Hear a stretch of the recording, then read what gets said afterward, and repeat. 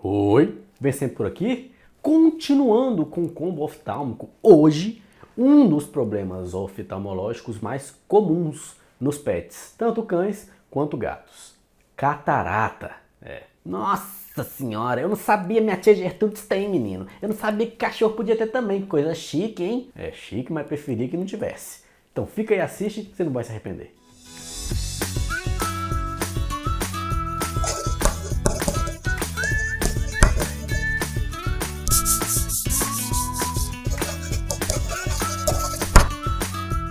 Antes de falar sobre o processo, a doença catarata, nós temos que entender o que é a lente ou o cristalino. A lente ou cristalino é uma estrutura intraocular, biconvexa e totalmente transparente, por onde a luz deve passar de forma perfeita. A função do cristalino é focalizar o feixe de luz no sentido da retina. O cristalino, a lente, fica posterior à íris e anterior ao humor vítreo, que é a substância que preenche a câmara posterior do olho. A lente possui uma cápsula externa de colágeno e interiormente existe um arranjo muito perfeito de mucopolissacarídeos. É muito importante que, para o paciente ter a visão perfeita, o cristalino, a lente é a mesma coisa, ele tenha uma transparência. E essa transparência ela só é possível por causa da organização perfeita dos mucopolissacarídeos e das proteínas produzidas pelas células lenticulares e também a organização perfeita das próprias células que estão ali. Quando há um processo patológico onde há uma embebição aquosa dessa lente, isso vai gerar um desarranjo das proteínas e das células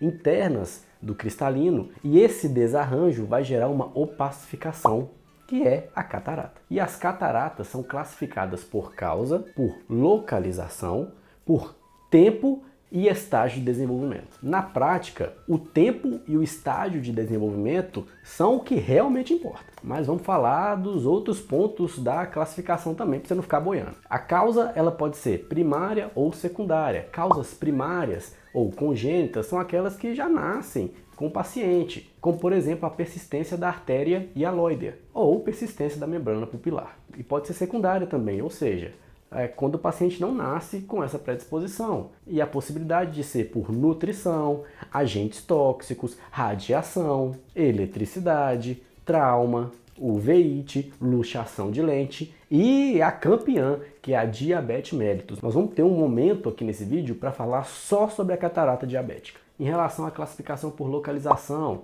pode ser nuclear, cortical, equatorial, subcapsular, capsular, zonular ou axial. Agora vamos ao que realmente importa, a classificação por tempo de desenvolvimento. Pode ser congênita, que são aquelas causas primárias que a gente falou, ou seja, já nasce com o paciente. Pode ser juvenil, ou seja, desenvolvida logo na fase jovem desse paciente. Pode ser senil, que são aquelas mais comuns em pacientes mais velhinhos. E pode ser adquirida. Em relação ao estágio de desenvolvimento, que é o que mais importa ainda para o médico veterinário e para o paciente, nós temos a catarata incipiente, é aquela que é focal, que o paciente ainda preserva uma boa acuidade visual, ou seja, está enxergando bem, e que o paciente mantém um reflexo de fundo de olho preservado quando feito o exame de oftalmoscopia. Há também a catarata imatura, onde há uma opacidade mais difusa.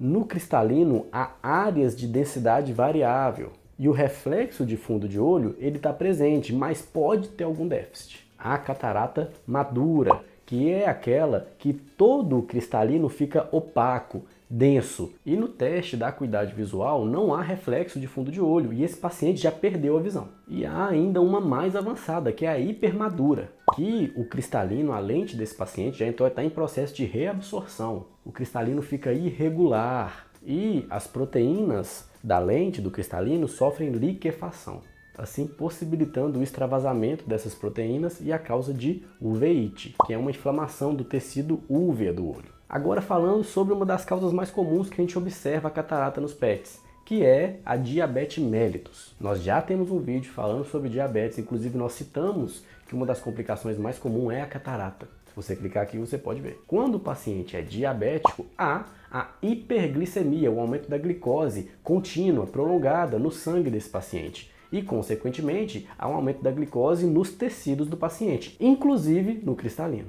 As fibras e as células do cristalino dependem quase que exclusivamente da glicose para a produção de energia. Então, fisiologicamente, a glicose que está presente no humor aquoso, no líquido da câmara anterior do olho, ela entra no cristalino, entra na lente por difusão simples. Porém, quando há hiperglicemia, há também um aumento da glicose no humor aquoso, há também um aumento da glicose na lente, e isso vai aumentar uma via de metabolização da glicose chamada via do sorbitol, que resumidamente consiste na glicose que está no cristalino ser convertida a sorbitol por uma enzima chamada aldose redutase. O problema, gente, é que o sorbitol ele não tem a capacidade de difusão na lente, no cristalino, e isso causa um gradiente osmótico.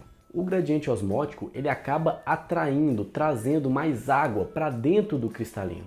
E quando há um aumento de líquido no tecido, isso pode predispor uma desorganização das células e das proteínas e até ruptura celular. E clinicamente, fisicamente, o que se vê são vacúolos nesse cristalino, nessa lente, e uma opacificação, o que é chamado catarata. A catarata diabética ela pode se desenvolver abruptamente e o tutor pode falar que de uma hora para outra o paciente começou a bater nos lugares. Então ele começou a bater na parede, bater na mesa, começou a não conseguir enxergar bem onde é a vasilha de água, onde é a vasilha de comida, ele bate no tutor porque não está enxergando muito bem.